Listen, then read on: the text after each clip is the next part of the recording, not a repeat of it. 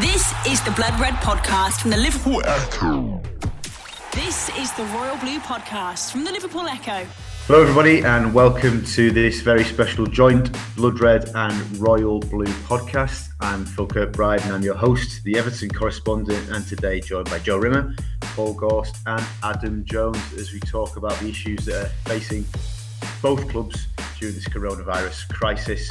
And while the Premier League remains on shutdown, suspended indefinitely, but with hopes potentially of a return this summer, but we will see. No games for the time being. And today we'll be talking about those issues that affect both clubs. Furloughing, obviously a huge talking point over the last week or so. Player wages, deferrals, paying into this NHS fund, and also discussing how football will look when it comes out of this crisis. A lot of talk about a downturn and how football financially will look much different than it does now.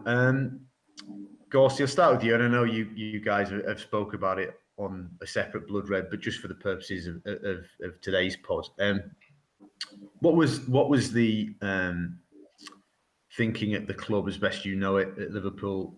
First of all, to use the furlough scheme, and then quite quickly to U-turn on the decision.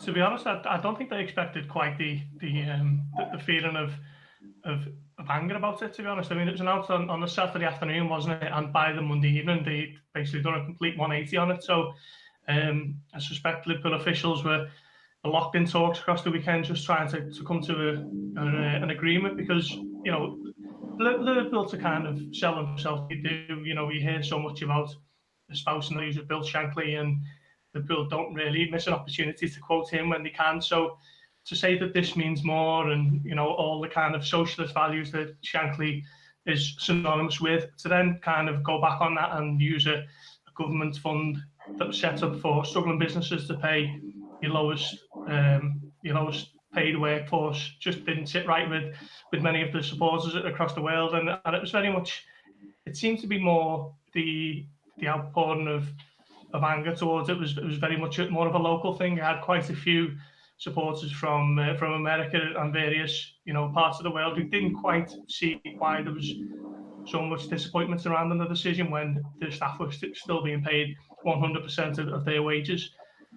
Obviously, using a Tory government to prop up 80% of salaries was something that didn't sit right with a predominantly left-leaning supporter base, particularly in the city. So I think Liverpool were taken aback by certainly the owners, FSG, they're obviously Boston-based, and only really Mike Gordon, who spends most of the time on Merseyside. So I think they were taken aback by the reaction to the decision. So it was good that they came to that U-turn quite quickly.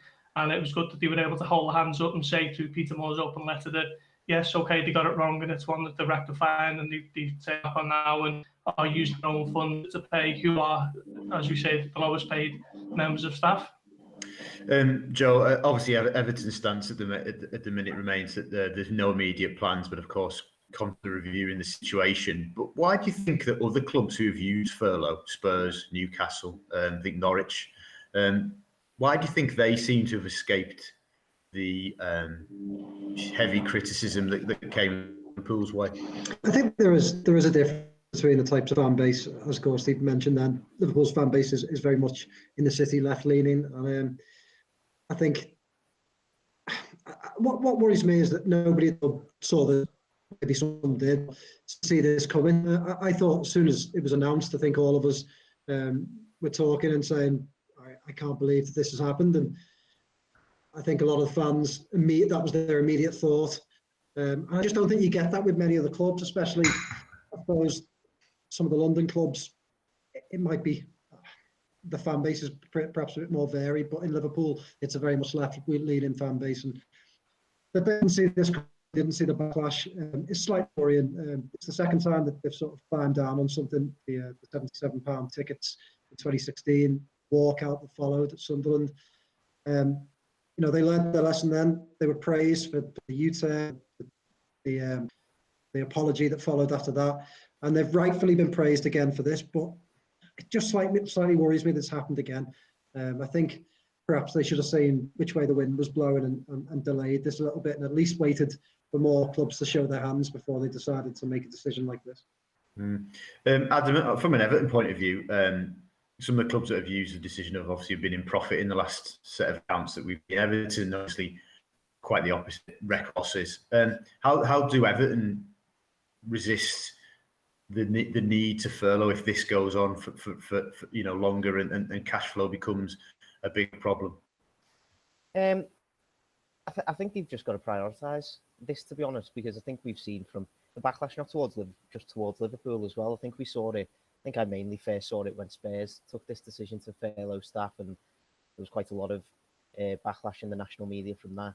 But it shouldn't even really be just down to football clubs as well. Any sort of £1 million, £1 billion business shouldn't really be looking to use this furlough scheme for their own benefit like this. And that we all know that's why this furlough scheme wasn't brought in. I think we all kind of understand that businesses were always going to take advantage of it in some way, but Everton have set themselves up to be this bastion for the community.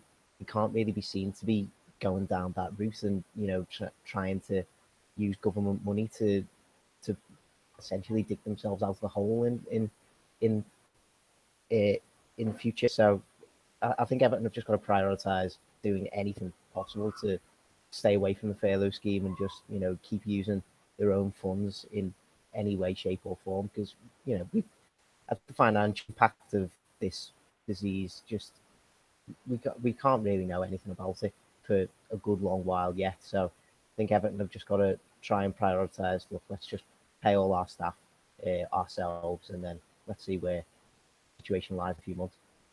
I guess because of that deep uncertainty and the concern about seasons, perhaps the threat of seasons not being finished, and of course the potential therefore of TV companies asking for rebates, and the Premier League estimating that it would be at least £1 billion lost across the Premier League if the season was not completed. The onus, or certainly the conversation, has again gone on to player wage cuts or deferrals. Gorsty, what do you think is going to happen there generally across football? Do you think we're going to come to an answer and an agreement? Do you think the 20 clubs, Southampton are the only club far that have agreed? Do you think that players will reach agreements with their clubs on wage cuts? You'd like to think so, wouldn't you? When you think of some of the wages that get paid across the Premier League, you look at Liverpool, for example. I think it's probably Mohamed's salary. I think he's the highest earner of the club, and there are a handful who are not too far behind on what we believe to be worth around about £200,000 a week. You'd hope that all this wealth can kind of fritter down and help out the club in other areas where they're a little bit short. So obviously we've seen the club were willing to kind of dip into the government funds. So you hope that can be kind of used elsewhere and an agreement can be reached. But it's a difficult situation because there's so many players and so many different circumstances surrounding. A certain amount of money to Mohamed's salary is a whole lot more to someone like Curtis Jones, where the disparity between the weekly earnings is probably huge. So it's not just going to be a blanket thing where I think sometimes people who don't really follow football as closely as we do and so on, just kind of assume that the going rate for any Premier League player is that kind of superstar salary of a Mohamed Salah, of a Virgil van Dijk, of Sadio Mane. But the rest is that there's so many young players coming through who, okay, they do earn a really good wage by, comparatively for the rest of the country and other jobs and other sectors and so on, but they're not going to be earning anywhere the superstar wage. So to ask for them to take a 30% cut isn't a cut and dry thing, and it's not particularly easy for them to do that. So it's a difficult one, and it's not an open and shut case. There's going to be a lot of discussions that are going to need to be taken from Liverpool, from Everton, from every other club across the Premier League to come to some sort of agreement. Hopefully it can be done, but it's not as easy as just saying, right, you're only put 30% and you're just still earning enough money to get on with it, because it's just quite plainly not that simple. Joe, there has to be something though from the players, surely, because we don't know if the season will be finished. Obviously, the Premier League are making a commitment to try and get it finished, of course, and we do hope that it can be done. But the Burnley chairman, Mike Garlick, over I think it was the last weekend, was saying if there's no games, they'll run out of money in August. That's Burnley. Yeah. Well, I think they're really able to find this agreement, especially across all clubs, because there's so many factors at play and so many people involved. The PFA seem to be resisting at the moment, but I think clubs might have to agree with their own staff certain wage cuts, because I mean, look, some of the bigger clubs could get away with it with the revenues they earn elsewhere, but this could be catastrophic for a lot of clubs. I mean, you look back, what was it, the ITV deal years and years ago that almost ruined many clubs in football, and this sort of thing, if this lasts, could be, it could bring down the sort of house of cards that's been built on TV money, which has been going up and up and up, and I don't think there'll be a lot of clubs that never expected that to slow down, and that's why I think we're seeing clubs use these furlough schemes, because they're probably quite afraid and they don't know how long this is going to last. And I agree with Adam. I don't think they should be using it. The furlough scheme was set up to help smaller businesses. My dad runs a small business. If he has to close, the furlough scheme would probably save him. But I don't think we should be surprised at clubs either, because they're big businesses. They're hard nosed. They have to make tough decisions, and they'll do things that are unpopular. And that, whether you like it or not, the owners aren't always going to put money in. So I think they'll be coming down. They'll need players to take wage cuts, but I think they'll find this decision really difficult to get through, because there's a lot of factors at play. Just staying with that though, and as Gorsty makes a very good point, and it was something that when he talked about in his column over the weekend, that there are various, a squad doesn't have 23 people on 200 grand. There's a full spectrum of wages, and everybody's got personal circumstances, and everybody's different. But you can't escape from the fact that at most Premier League clubs, the most amount of money spent on anything in one given season or 1 year is player wages. So if the players don't take pay cuts, some of their football clubs could theoretically disappear. Yeah, it's a really weird situation, isn't it? And I suppose maybe looking at it from an Everton and Liverpool perspective, you probably don't get the wide range of what could possibly happen at a Premier League club, because obviously we've got FSG who are running Liverpool, who are worth billions. We've got Farhad Mashiri in charge of Everton, who's worth billions as well. So in all likelihood, it's probably not going to come down to that on either side club. But what you're mentioning there about Burnley, if there aren't matches played, they could go under by August. That's really unthinkable. Like, imagine at the start of the season thinking to yourself, a Premier League club could go there by August next year. Like, that's absolutely incredible. And I think I agree with Joe. It's going to be hard to come up with some sort of blanket wage cut for the entire Premier League. It's not just individuals at each club who are going to have to consider their own situations, but it's each club that's going to have to consider their own situations as well. Like, you can't expect, top earners like at Burnley, let's say, who are going to be at more risk than a club like Everton. You surely can't be asking the top earners at Burnley to be taking the same cut as at Everton to try and save themselves. It's a really weird dynamic, and as I say, I think Everton and Liverpool are probably in a quite, I don't want to say a good situation, but a more comfortable situation almost than a lot of other Premier League clubs. And you're probably seeing that with the likes of Norwich, Newcastle, Burnley. So I think Everton and Liverpool can consider themselves a tiny bit lucky that they've got owners who are worth so much, because I don't think it will come to that. And I think further down the line, if it does come to the players taking wage cuts, I wouldn't be surprised to see Everton and Liverpool players kind of leading the way in that respect. So what's going to happen? $1 million question, and I know we're not going to be able to find any answer because nobody knows the exact answer. But does this change, Gorsty? Do you think what Liverpool's plans were for the summer? There's a lot. There's been a lot of talk about people like Timo Werner and what have you. I'm sure you'll be able to clarify that for us. Does this whole pandemic, fact that there's a feeling that football financially will take a hit?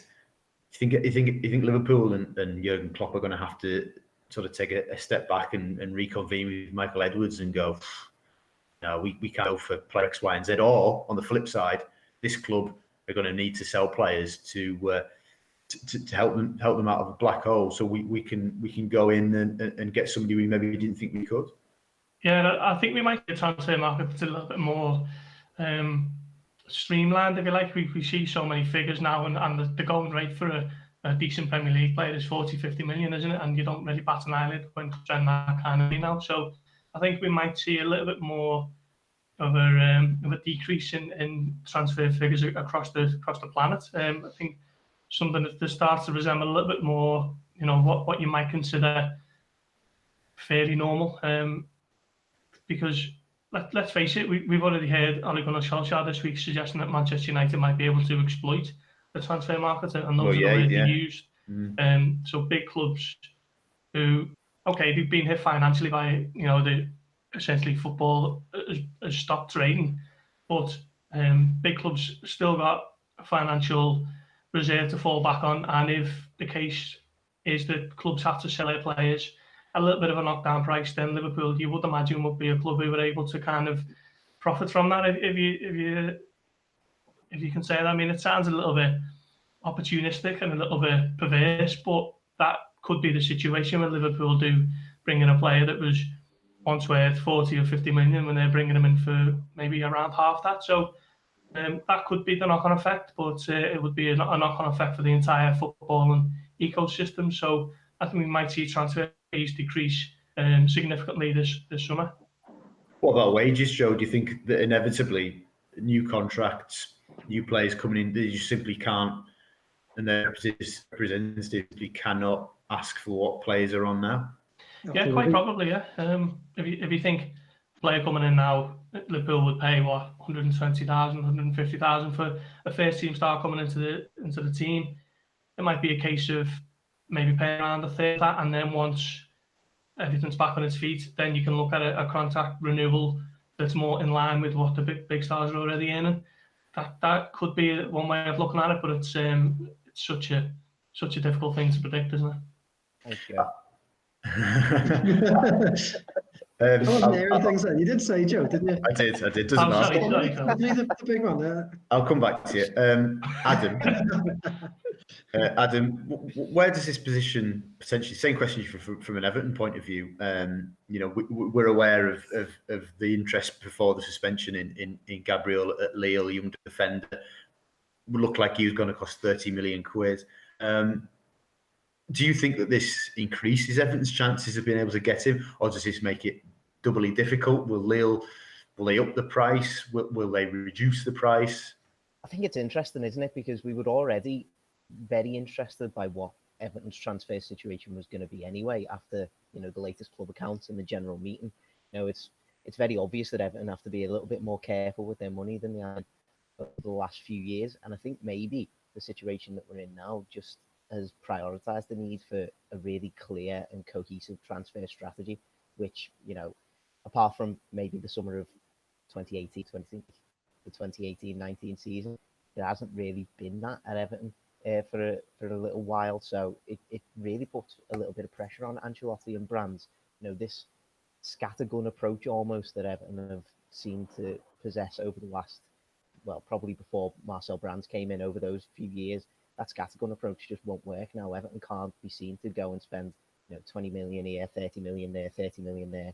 Like the Everton have got to list priority their targets, their positions that they want to bring in, and with the current financial situation across the Premier League, it might mean that they have to bin off signing a player in one of those positions. Maybe they have to change their target for another one of those positions because he's going to cost too much, or the situation's just took that player away from them. But yeah, I think it's just going to make having a cohesive transfer strategy even more important for Everton. And Joe, does this not potentially lead on to another question about, clubs will find success or not based on the strength of their academies? Absolutely. I think what Adam was saying there, I think you've got a list of targets, you might have to prioritise, and you might have to turn to younger players. So perhaps it could be a good thing for young players and academies across the country who might then get a chance. I know, Gorst talking about Liverpool. I think Liverpool are a fairly prudent club when it comes to the transfer market, and I think they won't go rushing into this one now, like perhaps they might have done before this crisis. So they've got good young players there that I'm pretty sure Jurgen Klopp would be more than comfortable to turn to. People like Curtis Jones, people like Nico Williams. So I think a lot of clubs might have to put faith in certain players in academies. It might end up being a good thing for those players. I do think that the transfer market will be. I think it'd be a strange one. I think a lot of clubs will have different. The richer clubs might be able to get away with a bit more. Some of the other clubs might have to try and sell players quicker. I really don't know what we're going to see in terms of fees. You would expect them to come down, but one or two clubs might try and be stubborn and try and get what they would have thought was value, say, last summer. So it's going to be really interesting. I think we could see quite a slow start and then a frantic finish to whatever window we end up getting. Yeah, of course, and we still don't know when that'll be. Just moving on, EFL already told clubs this week that they believe they can get the remainder of their season completed in 56 days this summer. So potential there for maybe for a framework or a blueprint for the Premier League going into June, July. But the assumption on all of that, there seems to be, Gorsty, that games will have to be played behind closed doors. How do you think supporters across the board will react if that's confirmed?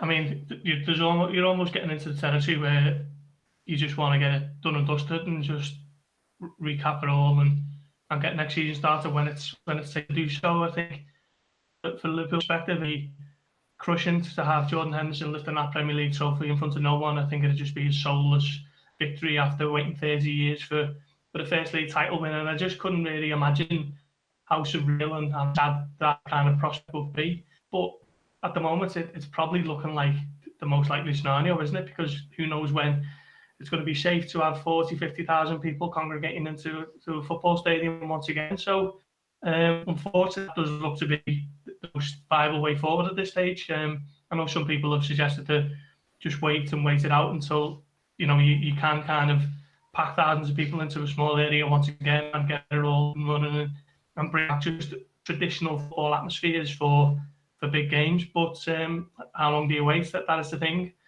So it's a really difficult one. But I think from a Liverpool perspective,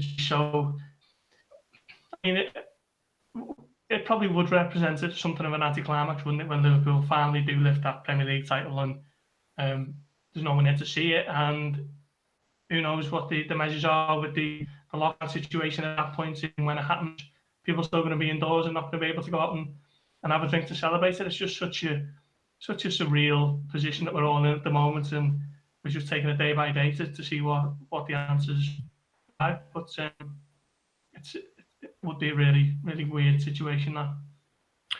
Ad, how do you think football supporters would react if the Premier League said that the season is coming back, but the remaining 9-10 games will be without fans? Yeah, it's something that we've spoke about on Royal Blue for a little while, isn't it? Like, I'm of the opinion that football without fans just is hollow and a little useless, really. I think not only the atmosphere changes, but I there's no part of me that thinks that must affect everybody on the pitch as well. Like, you can't play to the same sort of intensity what empty stadium rather than a stadium full of 40,000 of your fans. Like, it's going to be so different. And you've got clubs like let's say the clubs who are fighting relegation. They need those fans with them to get the big performances, especially in their home games.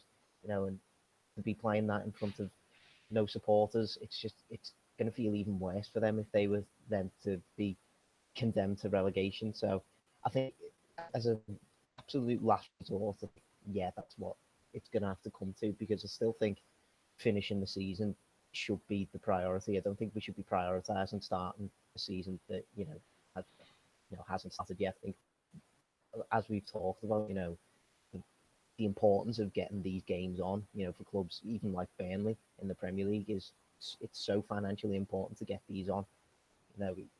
So it will be a real shame if we were to play games behind closed doors. But if that's what it comes to, then I think that's what it's just going to have to be.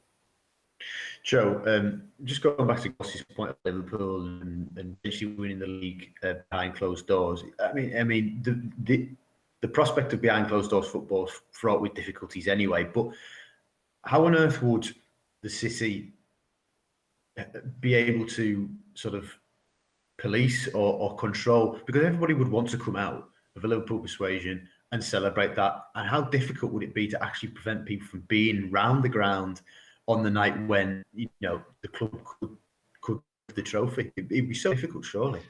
Well, that's it.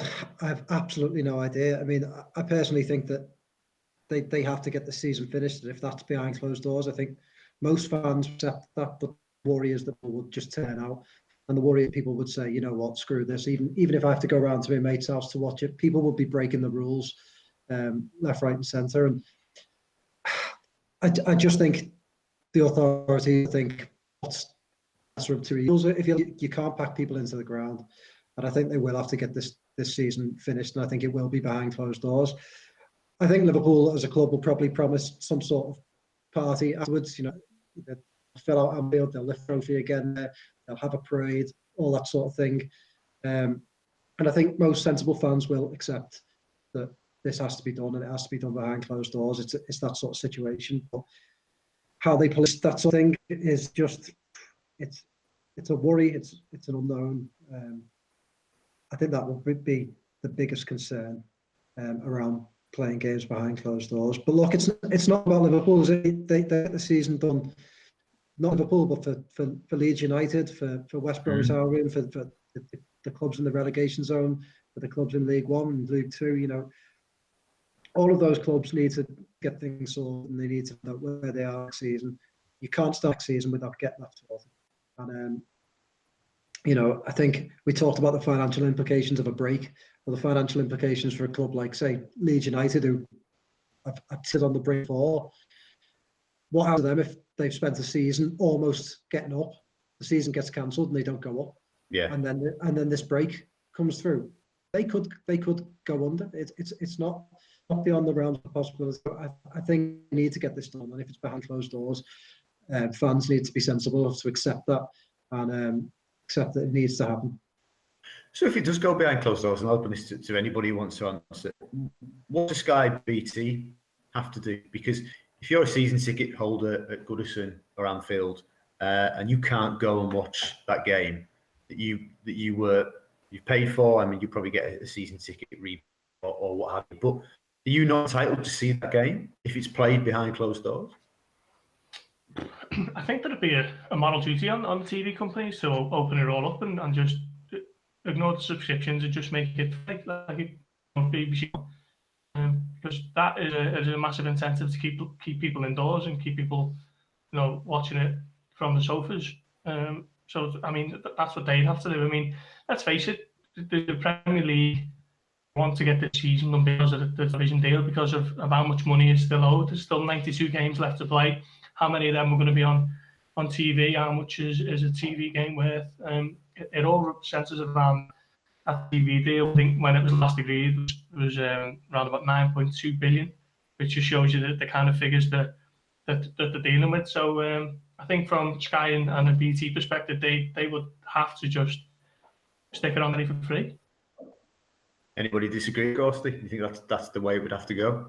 No, I completely agree. I think we'd finally have to see, Saturday 3:00 games being televised. Wherever. I think Steve raises a good point. It's going to put it on, normal like terrestrial TV. I think that's probably the biggest incentive that people are going to have to just stay indoors and watch it from the comfort of their own couches. So I'd have to completely agree with that. But I think just this whole scenario is just we're scrambling for any sort of clarity in a situation that just isn't going to provide it anytime soon.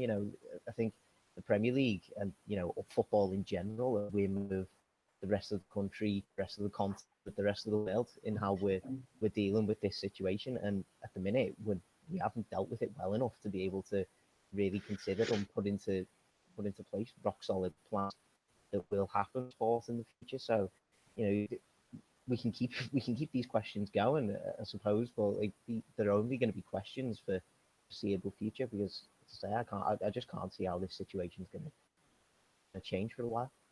Do you have any belief, hunch, or idea that when you think we might see football back? That's tough. Well, China have just coming out of isolation now, they so 3 months.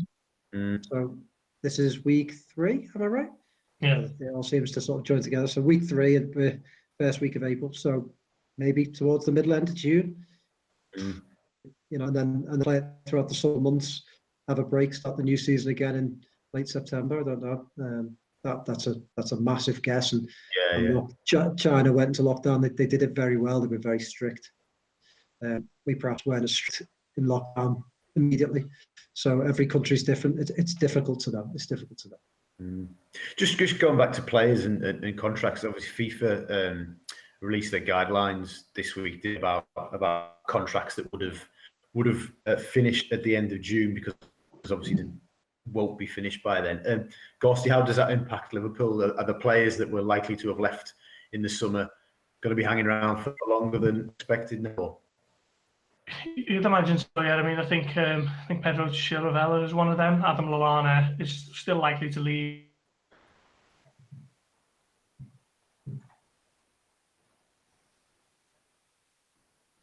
Band at the moment. Liverpool have worked so hard over the last 2 years to tie down their big stars to long-term deals. You can think of pretty much everyone in the squad who was signed before 2018 has had a deal.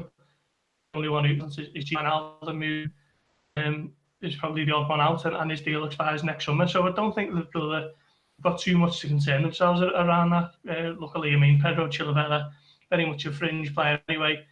Have been some talk of trying to get him tied down to a new one. It's like a little bit of a value preserver, because he's played a few FA Cup games and Carabao Cup games this season and shown himself in a good light. So Liverpool could probably still think he could get a decent fee on him if he signed a new contract.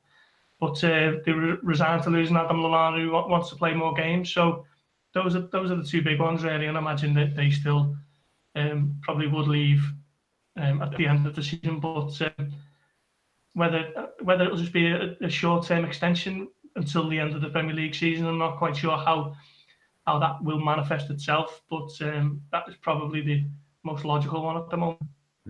Another one, on Everton point of view, there's a couple of players that probably were going to be leaving the club, but will stay throughout the summer, it would seem. Yeah. The weird Everton career of Umanias has taken another turn. And it's like he's going to be staying at Everton for another few months at least, which is, I think a little bit surprising to us all. Cuco Martina as well, whose contract was set to expire. Martin Stecklenberg, I think, coming to the end of his contract. Probably the most hot ones, like names, isn't it? And at the start of the year, you would have thought to yourself, when he signed another year contract extension, you were thinking, this is going to be last year, and he's probably going to step aside at the end of the season. But last few weeks before the break, he came into side and he showed some amazing quality, in big games against Man United as well. So will Leighton Baines be able to earn himself a new contract? Maybe. I wouldn't put it past him, to be honest. So yeah, there are a few interesting sort of contract situations at Everton. I think there's a couple on loan as well, as Shani Tarashai and Luke Garbutt. I'm still expecting them to leave by the end of this contract. So I think Leighton Baines is the only one maybe got a question mark over his head. Okay, chaps. So before we finish, just for the listeners, any top tips on how to break the boredom of lockdown? Netflix, your friend, I suggest. have a 1-year-old child that keeps you busy. You'll know that, Phil. Yeah, that does keep me busy. There's no boredom involved. Does Sam Carroll count as a 1-year-old child? Because counts as a child, certainly. Yeah. That's about the same thing. So looking after him has kept me busy. I feel sorry for you most of all. Any recommendations, Gorsty? Well, I'll rewatch Line of Duty from start to finish. One of my favourites.